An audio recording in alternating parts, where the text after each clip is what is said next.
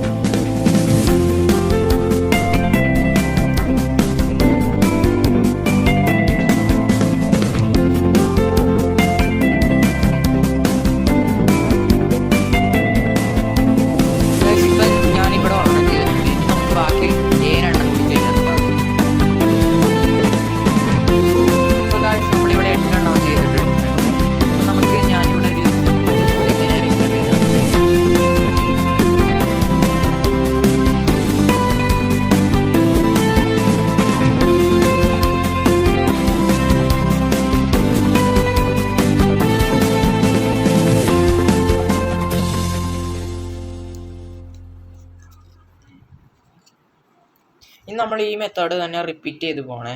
അപ്പോൾ ഗായ്സ്, അവസാനം നമുക്ക് ഇങ്ങനെ കിട്ടിയിട്ടുണ്ടാവേ. അവസാനത്തെ നമ്മൾ ചെയ്യുമ്പോൾ ശ്രദ്ധിക്കേണ്ടത്, നമ്മൾ ഇതിൻ്റെ ഇടയിൽ നടുക്കൊരു സാധനം ഉണ്ടാവും, അതിൻ്റെ ഇടയിലോട്ട് നമ്മൾ കയറ്റി കൊടുക്കണേ.